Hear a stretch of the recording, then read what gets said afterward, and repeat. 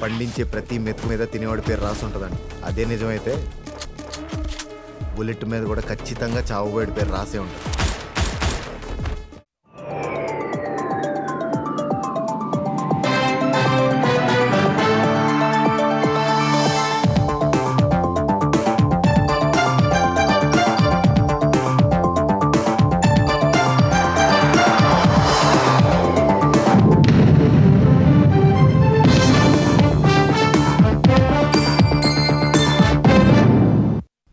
నమస్కారం, ఈటీవీ న్యూస్కి స్వాగతం. ఈనాటి ముఖ్యాంశాలు.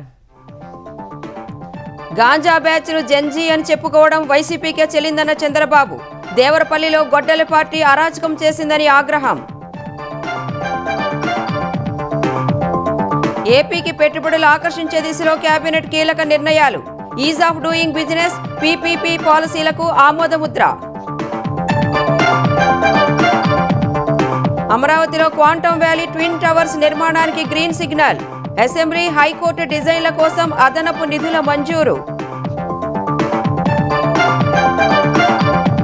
కృష్ణా గోదావరి జలాలపై తెలంగాణ నీటిపారుదల శాఖ సమీక్ష.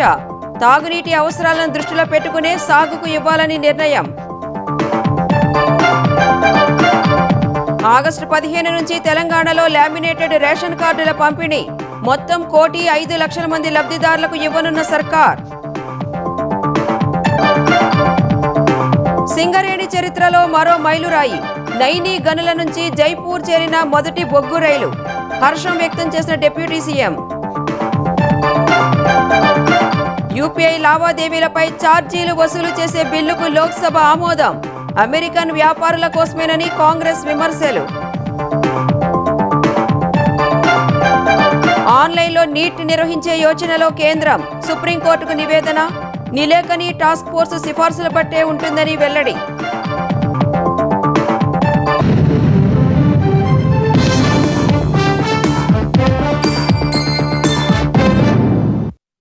ఆంధ్రప్రదేశ్కు భారీగా పెట్టుబడులను ఆకర్షించడమే లక్ష్యంగా ఏపీ పీపీపీ పాలసీ 2026కు కేబినెట్ ఆమోదం తెలిపింది. Amaravati quantum valley twin towers పనులను ఎల్ఎన్టీకి అప్పగించేందుకు పచ్చజెండా ఊపింది. రాజధానికి ప్రత్యేక ఆకర్షణగా నిలవనున్న అమరావతి ఐ ప్రాజెక్టు రీటెండర్లకు మంత్రివర్గం ఆమోదం తెలిపింది.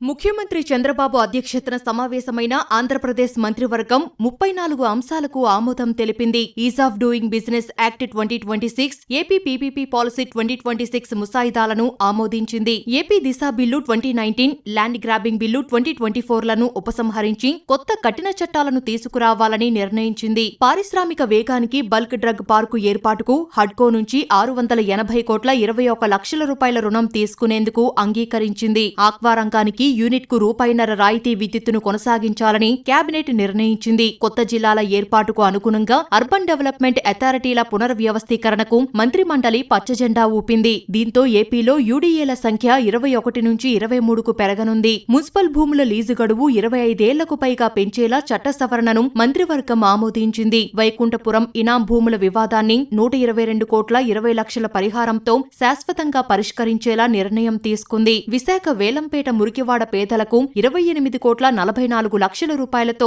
బహుళ అంతస్తుల ఇల్లు మంజూరు చేసేందుకు కేబినెట్ ఆమోదం తెలిపింది. Amaravati quantum valley twin towers పనులను 1,02,49,00,000 రూపాయలతో ఎల్ఎన్టీ సంస్థకు అప్పగించి రుణ సమీకరణకు పచ్చజెండా ఊపింది. అసెంబ్లీ, హైకోర్టు అదనపు డిజైన్ల వ్యయాన్ని 206,59,00,000కు పెంచింది. రైతుల కౌలు చెల్లింపుల కోసం 300 కోట్ల రుణానికి అమరావతి ఐ ప్రాజెక్టు రీటెండర్లకు కేబినెట్ పచ్చజెండా ఊపింది. Option 1 128 meter to 175 meters height Amaravati Eye కడితే వాళ్ళకి 6 ఎకర్స్, 5 ఎకరాలేమో గ్రీన్ జోన్ కోసం, 1 ఎకరం ఏమో కమర్షియల్ డెవలప్మెంట్ కోసం. అదేవిధంగా 175 మీటర్ టు 200 మీటర్స్ అయితే 8 ఎకర్స్. అమరావతి ఐ చుట్టూతా స్టాండర్డ్గా 5 ఎకరాల్లో గ్రీనరీ డెవలప్మెంట్, పార్కులు డెవలప్మెంట్ చేయాలి. దానికి అదనంగా 3 ఎకరాలు, 200 మీటర్స్ టు 250 అయితే 4 ఎకరాలు, 250 అండ్ అబోవ్ అయితే 5 ఎకరాలు వారు ఈ ల్యాండ్ని కమర్షియల్గా వినియోగించుకోవచ్చు. ఏదైనా కాంప్లెక్స్లు కానివ్వండి, లీజ్ బేస్ మీదే.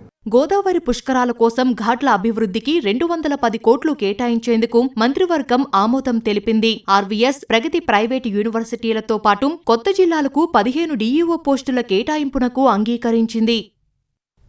వెలిగొండ ప్రాజెక్టును ప్రారంభించి నల్లమల సాగర్కు ఈ నెల చివరిలోనే నీరిస్తామని ముఖ్యమంత్రి చంద్రబాబు స్పష్టం చేశారు.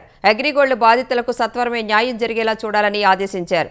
గాంజా బ్యాచ్ను జెన్జీ అని చెప్పుకోవడం వైసీపీకే చెల్లిందని సీఎం దుయ్యబట్టారు. అడవి పందులు పొలాలను నాశనం చేసినట్లుగా దేవరపల్లిలో గొడ్డలి పార్టీ శ్రేణులు ప్రవర్తించాయని మండిపడ్డారు. డీఎస్సీని పారదర్శకంగా నిర్వహించామని అసూయతోనే గొడ్డలి పార్టీ కుట్రలు పన్నుతోందన్నారు. మంత్రివర్గ సమావేశపు ఎజెండా అంశాలు ముగిసిన తర్వాత ముఖ్యమంత్రి చంద్రబాబు సహచర మంత్రులతో రాజకీయ తాజా పరిణామాలపై చర్చించారు. దేవరపల్లిలో గొడ్డలి పార్టీ కార్యకర్తలు ఒక మహిళా చిరు వ్యాపారి పొట్టకొట్టారని సీఎం ఆగ్రహం వ్యక్తం చేశారు. హిందూ దేవుళ్ల చిత్రపటాలు పగలగొట్టడం, పొగాకు బేళ్లను తొక్కి నాశనం చేసి పరామర్శ ముసుగు తగిలించుకోవడం ఆక్షేపణీయమన్నారు. ప్రశాంతంగా ఉండే జిల్లాలలో శాంతి భద్రతల సమస్యలను సృష్టిస్తున్నారని ధ్వజమెత్తారు. మద్యం తాగించి జనాలను తరలిస్తూ గంజా బ్యాచ్ను జంజీ అని చెప్పుకోవడం వైసీపీకే చెల్లిందని దుయ్యబట్టారు. పొగాకు రైతులకు కూటమి ప్రభుత్వం చేకూరుస్తున్న లబ్ధిని ప్రజల్లోకి విస్తృతంగా తీసుకెళ్లాల్సిన బాధ్యత అందరిపై ఉందన్నారు. అగ్రిగోల్డ్ బాధితుల్ని ఆదుకునేందుకు ప్రభుత్వం చేపట్టిన చర్యలను అడ్డుకునేందుకు కొందరు కోర్టులను ఆశ్రయిస్తున్నారని చంద్రబాబు చెప్పారు. ఈ విషయంలో కఠినంగా వ్యవహరిస్తూ ఎక్కడికక్కడ ఆస్తులను వేలం వేసి బాధితులకు త్వరగా న్యాయం చేయాలని స్పష్టం చేశారు. డీఎస్సీపై వేసిన కేసులను కోర్టులు కొట్టేసి చివాట్లు పెడుతున్నా వారికి బుద్ధి రావడం లేదని మండిపడ్డారు. ఈ నెల 17, 18, 19, 20 తేదీల్లో 4 రోజులు అసెంబ్లీ సమావేశాలు నిర్వహిస్తున్నట్లు సీఎం తెలిపారు. దిశ చట్టం పేరుతో గత పాలకులు ప్రజలను మోసగించి కేవలం ఉత్తుత్తి పోలీస్ స్టేషన్లు, వాహనాలతో హంగామా చేయడం తప్ప మహిళల భద్రతకు తీసుకున్న చర్యలు శూన్యమని చంద్రబాబు అన్నారు. ఈ అసెంబ్లీ సమావేశాల్లోనే మహిళల భద్రత కోసం సమగ్రంగా చట్ట సవరణ చేసి మరింత పటిష్టంగా అమలు చేస్తామన్నారు. ఈ నెల 13న అమరావతిలో సీడ్ యాక్సెస్ రహదారిని ప్రారంభిస్తామన్నారు. దుబాయ్ ఐవీల్ 250 మీటర్ల ఎత్తుతో ప్రపంచంలోనే పెద్దదిగా ఉంటే అమరావతి ఐవీల్ అంతకంటే పెద్దదిగా నిర్మించాలని సీఎం ఆకాంక్షించారు. క్వాంటమ్ వ్యాలీ ఫంక్షనింగ్ డిసెంబర్ లేదా జనవరిలో ప్రారంభమవుతుందన్నారు. స్వాతంత్ర్య దినోత్సవ వేడుకలను స్వర్ణాంధ్ర విజన్ 2047 ప్రతిబింబించేలా ఘనంగా నిర్వహించాలని చంద్రబాబు సూచించారు. ఎగువ ప్రాంతాల నుంచి వస్తున్న వరద నీటిని సమర్థంగా వాడుకుంటూ తాగునీటి ఎద్దడిని అధిగమించాలని చెప్పారు. పశుగ్రాసం కొరత లేకుండా చర్యలు తీసుకోవాలని మంత్రులకు సూచించారు. జగన్ ప్రవర్తన భస్మాసురుని తలపిస్తోందని ఆంధ్రప్రదేశ్ హోంమంత్రి అనిత ధ్వజమెత్తారు. ఒక్క అవకాశం ఇచ్చిన ప్రజల నాశనాన్నే కోరుకుంటున్నారని మండిపడ్డారు. జగన్ చుట్టూ ఉంది జంజీలు కాదని వాళ్లంతా గాంజాలే అని ఎద్దేవా చేశారు. సీఎం చంద్రబాబు వెంటిలేటర్పై ఉన్న ఏపీని అభివృద్ధి పథంలో నడిపిస్తుంటే జగన్ విధ్వంసం, అరాచకాలు సృష్టిస్తున్నారని దుయ్యబట్టారు. జగన్ పర్యటనల్లో జరిగిన అరాచకాలకు సంబంధించిన వీడియోలను హోంమంత్రి విడుదల చేశారు. పొగాకు రైతులని పరామర్శిస్తానని చెప్పి ఆ పొగాకుని కాలితో అంతలాగా తొక్కుతా ఉంటే తప్పు అని చెప్పే పరిస్థితిలో కూడా ఆ గొడ్డలిపాటి అధ్యక్షుడు లేకపోవటం, ఇలాంటి నాయకత్వాలు ఉండటం నిజంగా ఆంధ్రప్రదేశ్ నిజంగా మనం చేసుకున్న దురదృష్టం అని అనుకోవాలి. అంటే ఈరోజు బయట అడుగు పడితేనే విధ్వంసాలని చెప్పడానికి నిజంగా ఇదొక ఎగ్జాంపుల్ కాదా? అంబులెన్స్లకి కూడా దారి ఇవ్వకుండా ప్రాణాలతో చెలగాట పడే పరిస్థితులు కూడా చేస్తున్న పరిస్థితిని కూడా ప్రజలందరూ కూడా గమనించుకోవాలి. ఈరోజు రాబోయే స్థానిక సంస్థల ఎన్నికలకు ఇప్పటి నుంచే సిద్ధం కావాలని తెలుగుదేశం కార్యనిర్వాహక అధ్యక్షుడు లోకేష్ సహచర మంత్రులకు సూచించారు. అనుకున్న సమయానికే స్థానిక ఎన్నికలు జరుగుతాయని ఆయన చెప్పారు. మంత్రివర్గ భేటీకి ముందు సహచర మంత్రులతో లోకేష్ బ్రేక్ఫాస్ట్ సమావేశం నిర్వహించారు. స్థానిక సంస్థల్లో మెజారిటీ స్థానాలను కూటమి అభ్యర్థులే కైవసం చేసుకునేలా ప్రణాళికలు చేసుకోవాలని దిశానిర్దేశం చేశారు. గత ప్రభుత్వ హయాంలో జరిగిన విధ్వంసం, దెబ్బతిన్న ఆర్థిక వ్యవస్థను కూటమి ప్రభుత్వం ఎంతగా శ్రమించి గాడిలో పెట్టిందో ప్రజలకు వివరించాలని లోకేష్ అన్నారు. ఇంటింటికి తెలుగుదేశం కార్యక్రమంలో భాగంగా ప్రతి ఇంట్లో కనీసం 3 నిమిషాల సమయం గడిపి ప్రభుత్వం అందిస్తున్న లబ్ధిని వివరించాలని చెప్పారు. సర్ ముసాయిదా ఓట్ల జాబితాలో అర్హులెవరైనా ఓట్లు కోల్పోతే తిరిగి చేర్పించడంపై నేతలు దృష్టి పెట్టాలని దిశానిర్దేశం చేశారు. ఆగస్టు 15 నుంచి రాష్ట్ర వ్యాప్తంగా 1.05 కోట్ల రేషన్ కార్డులను పంపిణీ చేయాలని తెలంగాణ ప్రభుత్వం నిర్ణయించింది. ఈ కార్యక్రమాన్ని ముఖ్యమంత్రి రేవంత్ రెడ్డి సంగారెడ్డిలో ప్రారంభించనున్నారు. అదే రోజు 119 నియోజకవర్గాల్లోనూ రేషన్ కార్డుల పంపిణీ జరగనుంది. గతంలో ఉన్న పాత రేషన్ కార్డులు, కాంగ్రెస్ ప్రభుత్వం వచ్చిన తర్వాత ఇచ్చిన కొత్త కార్డులు కలిపి లామినేట్ చేసిన రేషన్ కార్డులను లబ్ధిదారులకు అందించనున్నారు. ఈ మేరకు తెలంగాణ పౌర సరఫరాల శాఖ మంత్రి ఉత్తమ్ కుమార్ రెడ్డి అధికారిక మెమో జారీ చేశారు. ఆగస్టు 15న మధ్యాహ్నం 2 గంటల నుంచి సాయంత్రం 4 గంటల వరకు రేషన్ కార్డుల పంపిణీ చేపట్టాలని ప్రభుత్వం నిర్ణయించిందని తెలిపారు.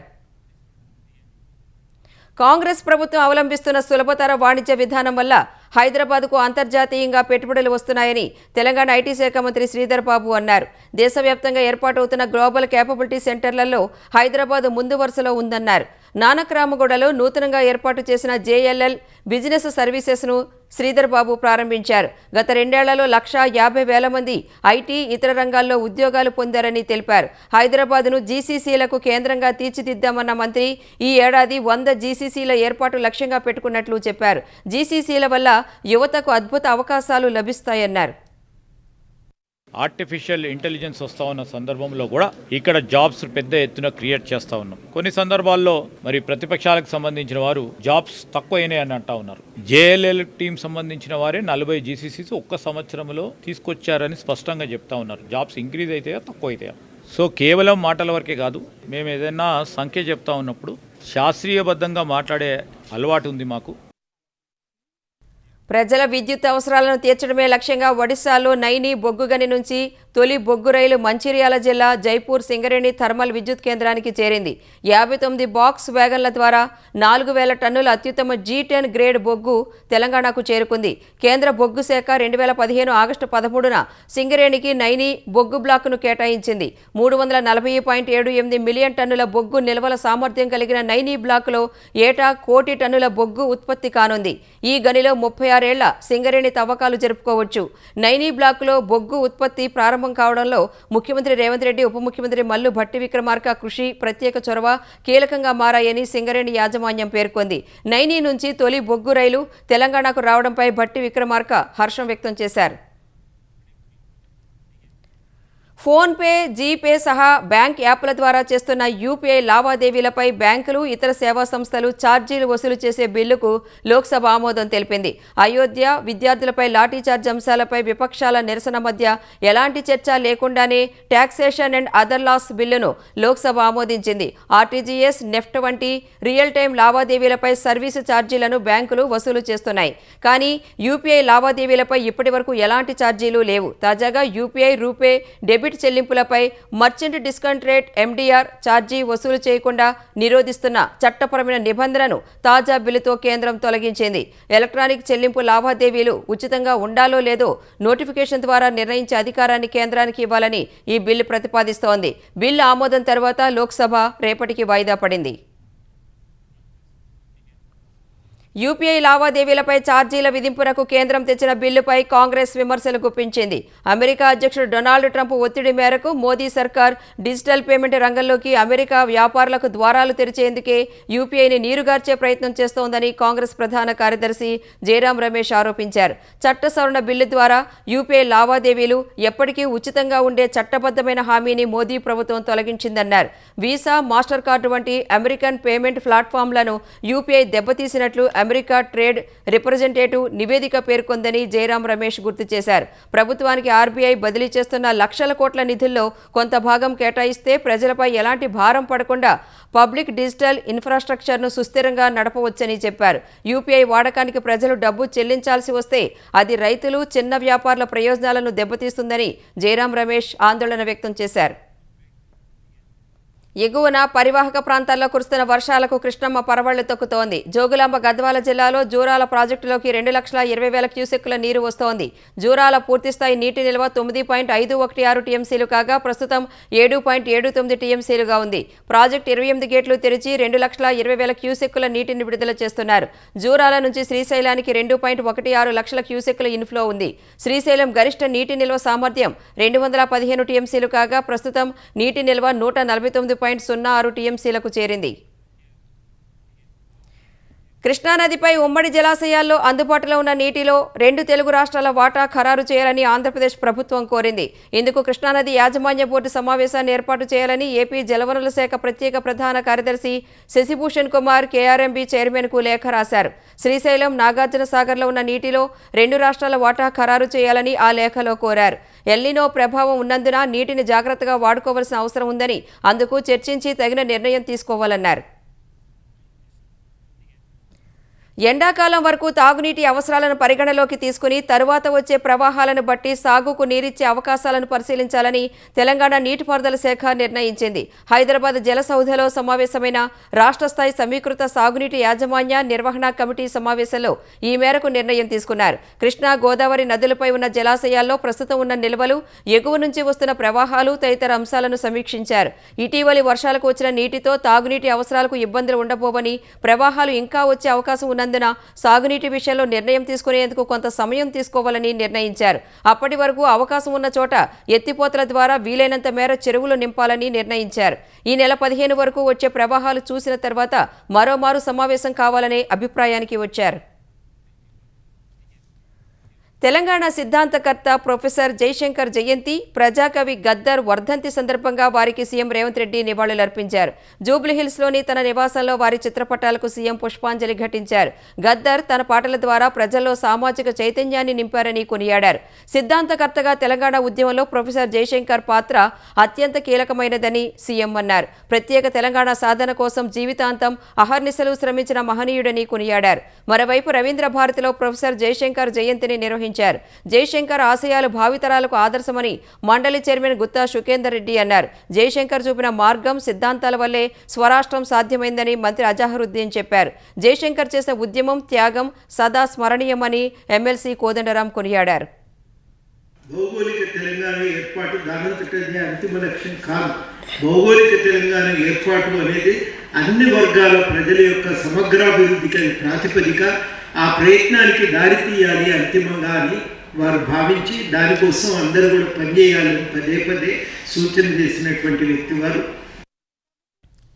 ఢిల్లీ పార్టీల చేతిలో తెలంగాణ రాష్ట్రం మళ్లీ తల్లడిల్లుతోందని బీఆర్ఎస్ కార్యనిర్వాహక అధ్యక్షుడు కేటీఆర్ ఆవేదన వ్యక్తం చేశారు. భౌగోళిక తెలంగాణ సాధించుకున్న తర్వాత కూడా సామంతుల్లా ఢిల్లీకి కప్పం కట్టే పరిస్థితి మళ్లీ వచ్చిందని ఆరోపించారు. ప్రొఫెసర్ జయశంకర్ జయంతి సందర్భంగా తెలంగాణ భవన్లో కేటీఆర్ నివాళులర్పించారు. నీళ్లు, నిధులు, నియామకాలు పుష్కలంగా ఉన్నా అధికారంలో కాంగ్రెస్ ఉండటం వల్ల ప్రయోజనాలు ప్రజలకు అందటం లేదని కేటీఆర్ ఆరోపించారు. అన్ని పుష్కలంగా ఉన్న రాష్ట్రం, నీళ్లు పుష్కలంగా ఉన్నాయి, కానీ పాలమూరు పంపు లాంచ్ చేయడు ముఖ్యమంత్రి, కన్నెపల్లి పంపు లాంచ్ చేయడు. ఎందుకు? మనకేమో గురువు జయశంకర్ గారు, ఆయనకేమో గురువు పక్క రాష్ట్ర ముఖ్యమంత్రి. రెండవది నిధులు మొత్తం ఢిల్లీకి ఇచ్చి రావడమే కదా. తెచ్చిందేముంది? మీరు ఢిల్లీకి 75 సార్లు పోయి ఏమీ లేదు. పైగా ఇంకా మీదికి తెలంగాణ దివాలా తీసిన రాష్ట్రం అని చెప్పి దివాలా కోరు మాట. అందుకే జయశంకర్ సారు ఒకసారి ఇప్పుడు మళ్ళీ తిరిగి వస్తే ఇలాంటి సన్నాసులకు పాఠాలు చెప్తే బాగుండేమో అని అప్పుడప్పుడు అనిపిస్తుంది. బాధ ఎక్కడ అనిపిస్తుంది అంటే నియామకాలు పిల్లలు కొట్లాడుతూ ఉన్నారు. ఇవాళ ఇప్పటి వరకు 2.5 సంవత్సరాలు అయిపోతే 10,000 ఉద్యోగాలు కూడా ఇవ్వలేకపోయిందని ఈ ప్రభుత్వం. వాళ్ళని జయశంకర్ సార్ చూస్తలేడు అనుకుంటున్నారు ఇదాన్ని. విజయవాడ సెంట్రల్ నియోజకవర్గంలో తీవ్ర ఉద్రిక్తత నెలకొంది. డీఎస్సీ నియామకాల్లో పెద్ద ఎత్తున అవకతవకలు జరిగాయని ఆరోపిస్తూ వైసీపీ శ్రేణులు అక్కడ ధర్నాకు దిగాయి.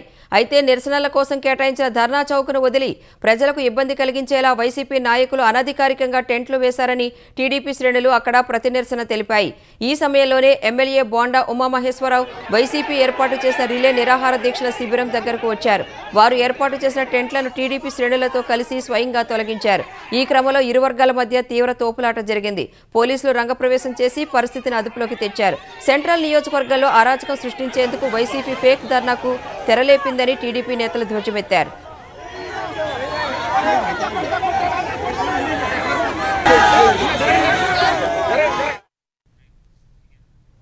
దేశవ్యాప్తంగా వైద్య విద్యా కోర్సుల్లో ప్రవేశాలకు నిర్వహించే నీట్ యూజీ పరీక్ష నిర్వహణలో పెన్ అండ్ పేపర్ విధానానికి స్వస్తి పలికి ఆన్లైన్ కంప్యూటర్ ఆధారిత పరీక్షగా నిర్వహించే అవకాశాన్ని పరిశీలిస్తున్నట్లు కేంద్రం సుప్రీంకోర్టుకు తెలిపింది. ఎన్టీఏ స్థానంలో స్వతంత్ర, బలమైన వ్యవస్థను ఏర్పాటు చేయాలన్న పిటిషన్లపై సుప్రీంకోర్టులో విచారణ జరిగింది. ఈ నేపథ్యంలో నీట్ యూజీ ఆన్లైన్ విధానంలో నిర్వహణపై సుప్రీంకోర్టులో దాఖలు చేసిన అఫిడవిట్లో కేంద్రం పలు విషయాలను ప్రస్తావించింది. జేఈఈ తరహాలో నీట్ నిర్వహణకు కసరత్తు చేస్తున్నట్లు అఫిడవిట్లో పేర్కొంది. నందన్ లేఖని అధ్యక్షతన ఏర్పాటైన హై పవర్ టాస్క్ ఫోర్స్ సిఫార్సుల ఆధారంగానే తుది నిర్ణయం తీసుకుంటామని తెలిపింది. కంప్యూటర్ ఆధారిత విధానంలోకి మారితే దాన్ని వీలైనంత త్వరగా అమలు చేయాలని వైద్యుల సంఘం తరపున పిటిషనర్లు కోర్టును కోరారు. దీనిపై స్పష్టత ఇవ్వాలని కేంద్రాన్ని కోరినట్లు వివరించారు. కేంద్రం దాఖలు చేసిన అఫిడవిట్పై కౌంటర్ వేయాలని పిటిషనర్లను ధర్మాసనం ఆదేశించింది. తదుపరి విచారణను ఈ నెల 19కి వాయిదా వేసింది. దేశంలో కంప్రెస్డ్ బయోగ్యాస్ ఉత్పత్తిని పెంచే లక్ష్యంగా గోబర్ధన్ పథకానికి కేంద్ర కేబినెట్ ఆమోదం తెలిపింది. 23,731 కోట్ల రూపాయల వ్యయంతో ఈ పథకానికి ఆమోదం వేసింది. ఈ మేరకు ప్రధాని నరేంద్ర మోదీ అధ్యక్షతన జరిగిన కేంద్ర మంత్రివర్గ సమావేశంలో పలు కీలక నిర్ణయాలు తీసుకున్నారు. గోబర్ధన్ పథకాన్ని ప్రస్తుత ఆర్థిక సంవత్సరం నుంచి 2035-36 వరకు అమలు చేయనున్నట్లు కేంద్ర సమాచార ప్రసార శాఖ మంత్రి అశ్విని వైష్ణవ్ తెలిపారు. భవిష్యత్తులో దేశ ఇంధన అవసరాలను తీర్చడంలో కంప్రెస్డ్ బయోగ్యాస్ను ఒక ప్రధాన స్తంభంగా నిలపడమే గోబర్ధన్ పథకం ముఖ్య ఉద్దేశమని స్పష్టం చేశారు. అటు గౌహటి తేజ్పూర్ మధ్య 136 కిలోమీటర్ల పొడవైన 4 వరుసల రహదారి నిర్మాణానికి కేబినెట్ ఆమోదం తెలిపినట్టు మంత్రి చెప్పారు. 8,970 కోట్ల రూపాయల వ్యయంతో ఈ ప్రాజెక్టు చేపట్టినట్లు వివరించారు. 2025లో ప్రధాని నరేంద్ర మోదీ విదేశీ పర్యటనల కోసం 187 కోట్లు ఖర్చయినట్లు కేంద్రం వెల్లడించింది. ఈ ఏడాది జూలై నాటికి మోదీ విదేశీ పర్యటనలకు దాదాపు 75 కోట్లు ఖర్చు చేసినట్లు పేర్కొంది. మోదీ విదేశీ పర్యటనలపై రాజ్యసభలో ఎంపీలు అడిగిన ప్రశ్నకు విదేశీ వ్యవహారాల శాఖ సహాయ మంత్రి పబిత్రా మార్గరిటా లిఖితపూర్వక సమాధానమిచ్చారు. గతేడాది ఫ్రాన్స్ పర్యటనకు అత్యధికంగా 26 కోట్లు ఖర్చు పెట్టినట్లు చెప్పారు. 2021-24 మధ్యలో ప్రధాని మోదీ విదేశీ పర్యటనలకు దాదాపు 295 కోట్ల రూపాయలు ఖర్చయినట్లు కేంద్రం వెల్లడించింది. తెహల్కా మ్యాగజైన్ మాజీ ఎడిటర్ తరుణ్ తేజ్పాల్కు బాంబే హైకోర్టు గోవా బెంచ్లో గట్టి ఎదురుదెబ్బ తగిలింది. 2013లో తన సహోద్యోగినిపై అత్యాచారం కేసులో ఆయనను హైకోర్టు బెంచ్ దోషిగా తేల్చింది. 10 ఏళ్ల జైలు శిక్ష విధించింది. 4 వారాల్లో లొంగిపోవాలని తేజ్పాల్ను ఆదేశించింది. ఈ కేసులో తరుణ్ తేజ్పాల్ను నిర్దోషిగా తేలుస్తూ 2021లో ట్రయల్ కోర్టు తీర్పునిచ్చింది. ఈ తీర్పుపై గోవా సర్కార్ బాంబే హైకోర్టు గోవా బెంచ్లో సవాల్ చేసింది. ఈ అప్పీల్పై జస్టిస్ డాక్టర్ నీలా గోఖలే, జస్టిస్ అమిత్ జెమ్సాడేకర్ లతో కూడిన ధర్మాసనం సుదీర్ఘ విచారణ జరిపింది. ఈ విచారణలో లైంగిక దాడికి గురైన బాధితురాలి ప్రవర్తనపై దిగువ కోర్టు మోసధోరణితో వ్యవహరించిందని సొలిసిటర్ జనరల్ తుషార్ మెహతా వాదించారు. తండ్రి స్థానంలో ఉండాల్సిన వ్యక్తి పాల్పడిన నేరానికి కఠిన శిక్ష విధిస్తూ వెంటనే అరెస్టు చేయాలని కోరారు.